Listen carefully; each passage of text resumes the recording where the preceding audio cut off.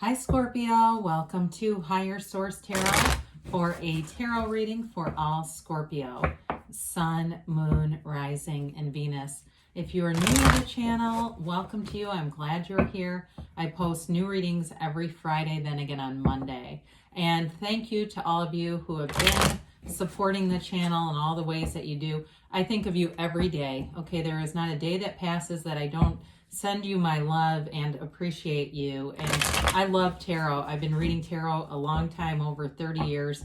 It's a lifelong passion for me. I plan to continue to keep doing this because it has been a great fun journey here and adventure. If you like tarot and you like this channel and you haven't subscribed, I'd love to invite you to subscribe to Higher Source Tarot. And so, you know, just a reminder too, if a reading doesn't resonate, don't ever try to force it. Just check back in a couple of days and you can watch a new reading, or you can check other parts of your chart and get a better energetic profile, or even look around on Mondays because the style and format of the reading is different every week on Monday. All right, what advice do you have for Scorpio, Sun, Moon, Rising, and Venus? What does Scorpio need to know, please? Okay. We'll begin here with the tarot, and then we'll have the angel answers, oracle cards as well.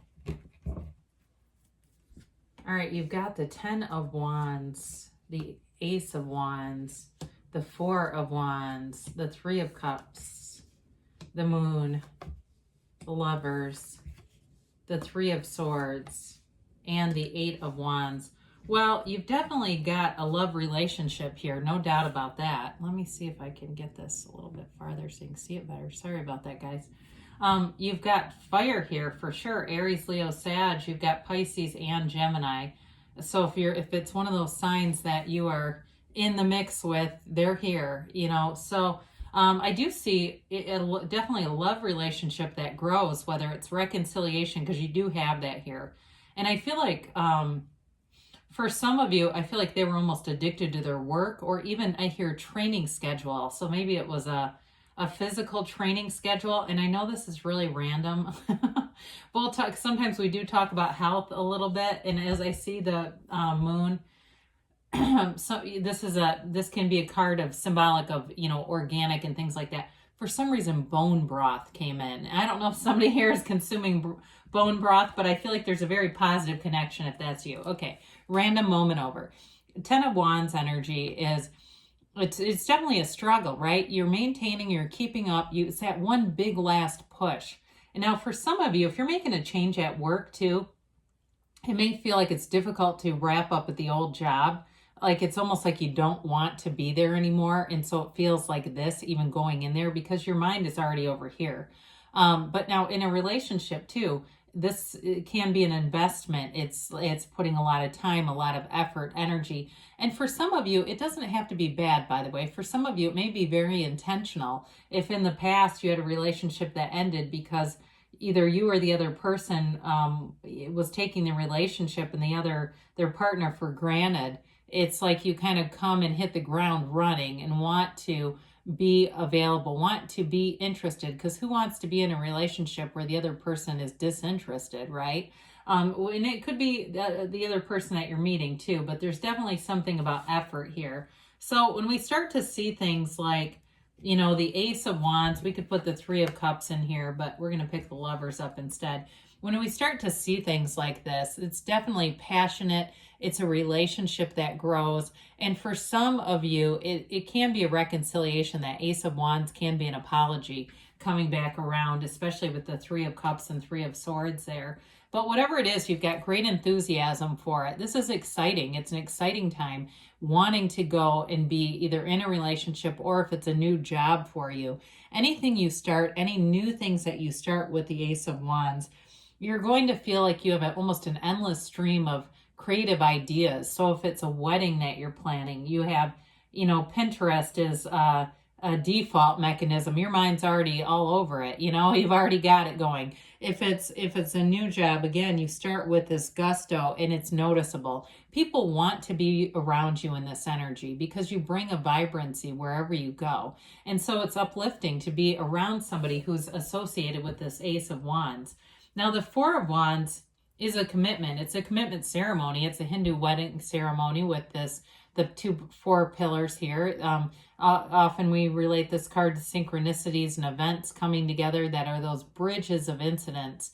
Those little things that we can't really call a coincidence because they're not. They're alignment. They're incidents coming or coinciding to bring you to that bigger desire. So in a work situation, this also can indicate the manifestation of a job, which is really more of like a stepping stone.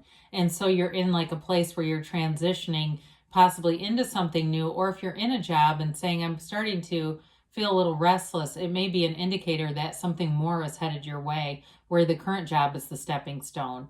But either way, there's a freedom here, and it's a freedom to use your creativity and celebrate. I mean, there's obviously a celebration here and a relief from anything that had you feeling constricted in any way. And so you've got celebration again here too. And for some of you, maybe there is some kind of a physical party you're attending or a wedding you're attending, because a wedding is definitely represented here, and it's celebratory, although we do want to watch the drinks in this, right? It's never funny to have somebody at a wedding that falls into the cake or, falls down the stairs or something, God forbid. It's really a time of celebration, and so we always want to keep that moderation in this. And I get that as an energy, like somebody having too much to drink and regretting it in a wedding, or maybe you're taking care of their ass. That could be it too. You're like, oh no, I had to drive them. You're not kidding. It's not fun. But with this Three of Cups, it is a happy time overall. I mean, they're dancing, they're celebrating, they're having joy. It also, too, for some of you, indicates more social time, more time getting together. A reunion is here. So, too, it can be a wedding you attend where you see a lot of people you haven't seen before, because that wedding vibe is pretty strong in this. So, excuse me, with the moon, it is a new phase that brings an enlightenment. It can be through the form of information. It is, though, a card of being attached to source energy. We talked a little at the beginning about this. It's a card that tells us everything comes from the source down here.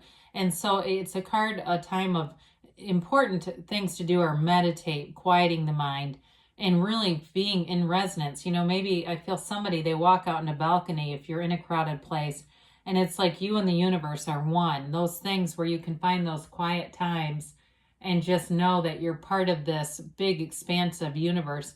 You're not even a part of it. It is you. You are it. And so in the backdrop here, the pillars symbolize wisdom, all right? So you have wisdom. You've learned a lot on the way. And in a relationship, too, you've seen the pitfalls from the past, and so you're looking to have a new beginning.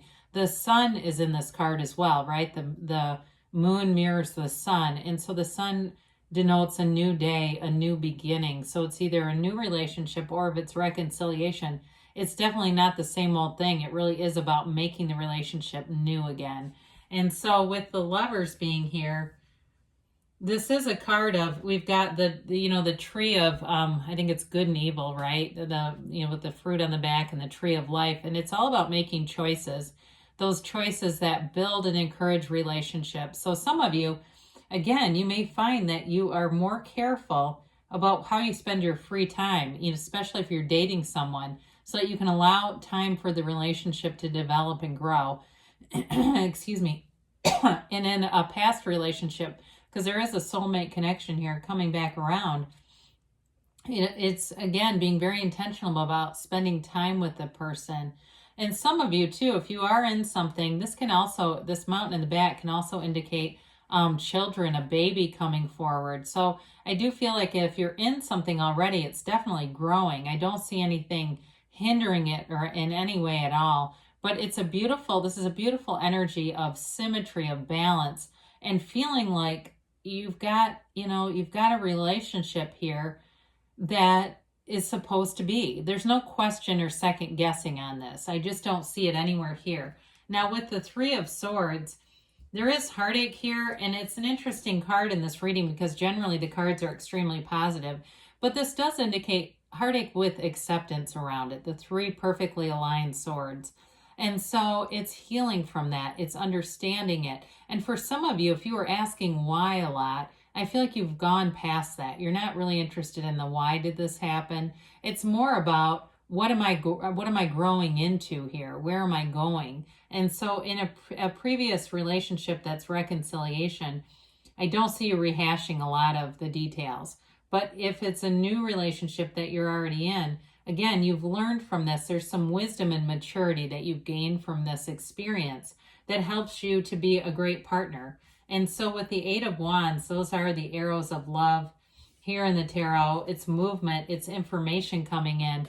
And two, we got a little bit far away from the job stuff. I do feel like with that Three of Swords, that may indicate a little bit of sadness moving on in some way. Like you may have good friends in a job, but you know it's time for you, that you've just outgrown the position or the company or whatever it is for you. But with the Eight of Wands, this is also communication that may be bringing in insights into a new job or developing, like you're getting more ideas about where to go next. Where is this leading you, right? And so in a relationship too, though, it is a commitment coming, and it's talk of the future. It's laying plans for a future. It's a wonderful momentum. It's nothing slows you down in this energy. So you've got great passion. It's a romantic relationship, whoever this is. I mean, it's definitely got the love, but also that chemistry is there. The excitement is there.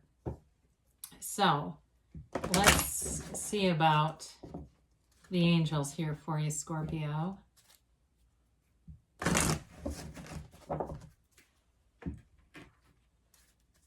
And a timeline here for Scorpio.